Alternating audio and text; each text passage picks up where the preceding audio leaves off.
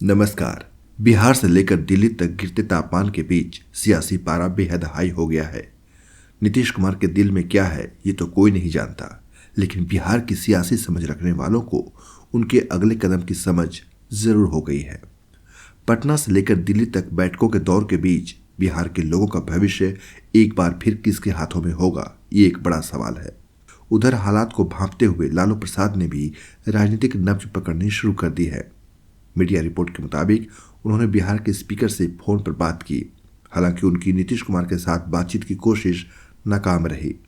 बिहार के वर्तमान राजनीतिक समीकरण को देखते हुए ये कहना गलत नहीं होगा कि इसका नतीजा चाहे जो भी हो, ठगी जनता ही जाती है। केंद्रीय गृह मंत्री अमित शाह ने बिहार के मसले पर कुछ दिनों पहले लंबी बैठक की। बिहार के बीजेपी नेताओं को दिल्ली तलब कर लिया गया और नीतीश कुमार ने भी अपनी पार्टी के नेताओं के साथ हाई लेवल बैठक की और इन सबके टारगेट पर रहा 122, जी हां 122 का आंकड़ा। क्योंकि नीतीश कुमार को डर है कि बिहार में आरजेडी कहीं बहुमत का जुगाड़ न कर ले। उसे बहुमत के जादुई आंकड़ों तक पहुंचने के लिए केवल 8 विधायकों की और जरूरत है।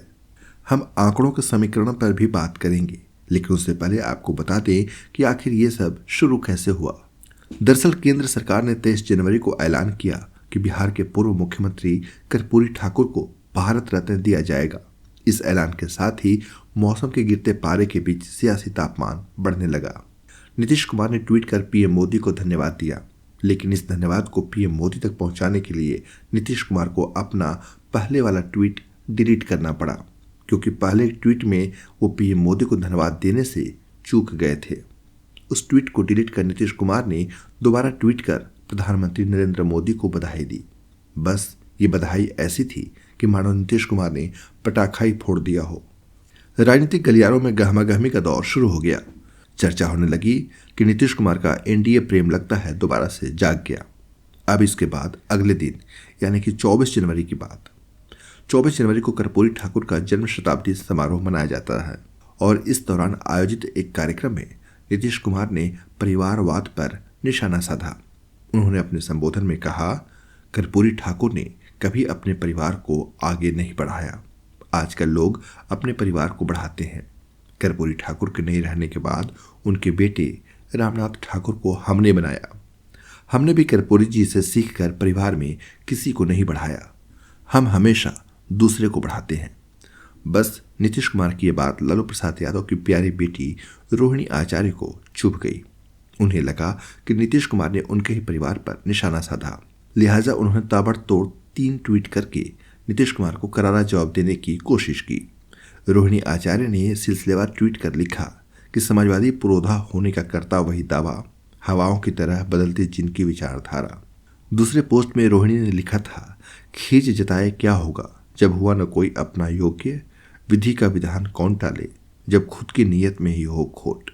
अपने तीसरे पोस्ट में रोहिणी आचार्य ने लिखा, अक्सर कुछ लोग नहीं देख पाते हैं अपनी कमियां, लेकिन किसी दूसरे पे कीचड़ उछालने को करते रहते हैं बदतमीजियां। हालांकि लालू प्रसाद यादव की बेटी रोहिणी आचार्य ने बाद में ये सभी ट्वीट डिलीट कर दिए, लेकिन इसकी स्याही दूर तक पहुंच चुकी थी और फिर इस पोस्ट को सीधे नीतीश कुमार पर चोट करार दिया गया। 25 जनवरी को दोपहर से नीतीश कुमार की बैठक के बाद देर रात तक बैठकों का दौर चला। बिहार और दिल्ली दोनों ही जगह ठंड पड़ रही है, लेकिन बैठकों के दौर ने राजनीतिक माहौल को गरमा दिया।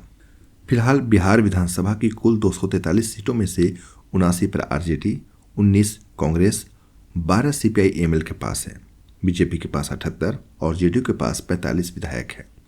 जीतन राम मांझी की पार्टी हम के पास 4, कम्युनिस्ट पार्टी ऑफ इंडिया के पास 2 और एक विधायक एआईएमआईएम के और निर्दलीय के हैं। अब अगर इसमें आरजेडी जीतन राम मांझी की पार्टी के 4 विधायक, एक एआईएमआईएम और एक निर्दलीय विधायक को भी मिला ले, तभी उसे 4 विधायकों की जरूरत और पड़ेगी और इसके लिए बिना जेडीयू और बीजेपी के विधायकों को अपनी तरफ मिलाए संभव नहीं। ऐसे में नीतीश कुमार को अपनी पार्टी के टूटने का भी खतरा सता रहा है। पहले ये कयास लगाए जा रहे थे कि नीतीश कुमार बिहार विधानसभा को भंग करने की सिफारिश कर सकते हैं, लेकिन इन अटकलों पर अब विराम लग गया है। आरजेडी की शनिवार की रात में हुई बैठक में यह तय हो गया कि आरजेडी बिहार में सरकार बचाने की रेस से बाहर हो चुकी है। इस बैठक में फैसला किया गया कि सरकार बनाने या 28 जनवरी को बनने जा रही नई सरकार को अस्थिर करने की कोई कोशिश नहीं की जाएगी। सूत्रों के मुताबिक ये भी खबर है कि लालू यादव ने तेजस्वी यादव को विधानसभा में विपक्ष के नेता की मजबूत भूमिका निभाने की बात कही है और आरजेडी ने कहा है कि उनके विधायक अब इस बारे में सड़क पर संघर्ष करेंगे। इतना ही नहीं, आरजेडी कोटे से बने स्पीकर अवध बिहारी चौधरी भी विधानसभा अध्यक्षता के पद से इस्तीफा दे देंगे। उधर हिंदुस्तानी अवाम मोर्चा यानी हम के नेता ने कहा कि हम गरीबों की सेवा करती आई है और वो गरीबों के लिए गरीबों के बीच में काम करती है।